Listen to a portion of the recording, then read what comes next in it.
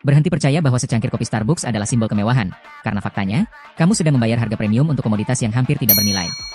Sejarah mencatat sebuah bab kelam di mana raksasa kopi dunia ini melakukan manipulasi sistematis terhadap persepsi nilai pelanggan mereka demi keuntungan yang tidak masuk akal. Mungkin kamu berpikir, ini hanya kopi. Namun di balik logo hijau yang ikonik itu, tersimpan strategi psikologis yang dirancang untuk memanipulasi otakmu agar tetap kecanduan. Starbucks bukan menjual kafein, mereka menjual ilusi status. Namun, ilusi ini memiliki retakan besar yang jarang diungkap ke publik. Mari kita bedah anatomi dari apa yang disebut sebagai ekonomi kafein. Pada awal tahun 2000-an, Starbucks menghadapi ancaman eksistensial. Ekspansi besar-besaran mereka menciptakan kanibalisme pasar internal. Gerai-gerai mereka mulai saling memangsa keuntungan satu sama lain. Howard Schultz, sang arsitek di balik kesuksesan Starbucks, menyadari bahwa model pertumbuhan fisik tidak lagi berkelanjutan. Maka, mereka beralih ke strategi yang jauh lebih berbahaya, premiumisasi buatan. Mereka mulai menyuntikkan narasi bahwa biji kopi mereka berasal dari pegunungan tersembunyi yang hanya bisa dipetik saat bulan purnama.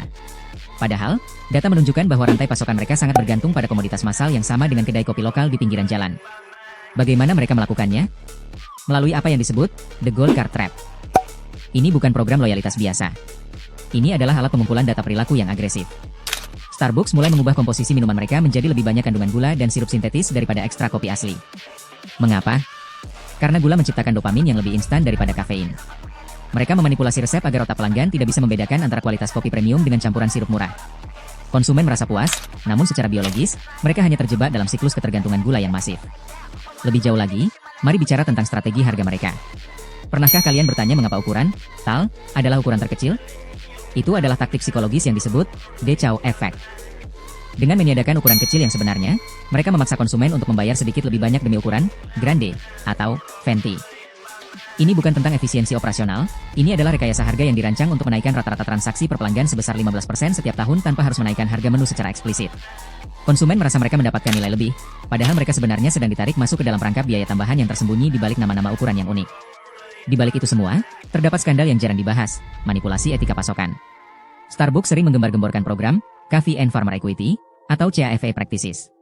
Namun, investigasi independen di lapangan sering menemukan bahwa standar ini hanyalah lapisan cat untuk menutupi kondisi kerja yang jauh dari layak di berbagai perkebunan mitra mereka. Mereka menggunakan sertifikasi internal yang mereka buat sendiri untuk melegitimasi praktik mereka, sebuah langkah cerdik untuk menghindari regulasi internasional yang sebenarnya. Mereka tidak hanya memanipulasi pelanggan, mereka memanipulasi narasi moral dunia. Ketika sebuah perusahaan sebesar Starbucks membangun kekaisarannya di atas fondasi persepsi daripada substansi, keruntuhan menjadi hanya masalah waktu.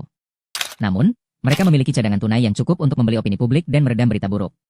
Mereka melakukan lobi besar-besaran untuk memastikan bahwa kebenaran tentang bagaimana harga kopi ditentukan tetap tersembunyi di balik jargon pemasaran yang membingungkan. Sekarang, saat kamu melangkah masuk ke gerai Starbucks berikutnya, perhatikanlah, apakah kamu benar-benar menginginkan kopi itu? Atau apakah otakmu telah diprogram untuk percaya bahwa kamu membutuhkannya demi sebuah status sosial yang tidak nyata? Kita berada di titik di mana konsumen harus mulai sadar. Keuntungan triliunan dolar yang mereka raih setiap tahun bukanlah hasil dari inovasi kopi, melainkan hasil dari inovasi manipulasi perilaku konsumen. Pertanyaannya sekarang bukan lagi tentang berapa harga kopi yang kamu bayar, melainkan berapa banyak lagi kebenaran yang akan mereka kubur demi menjaga citra sempurna mereka.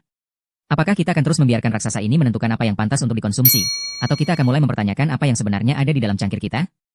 Jika kamu terkejut dengan fakta tersembunyi di balik manipulasi Starbucks ini, kamu wajib menonton video kami tentang sejarah gelap di balik industri air minum kemasan yang mungkin akan membuatmu tidak akan pernah meminum air botolan lagi seumur hidupmu.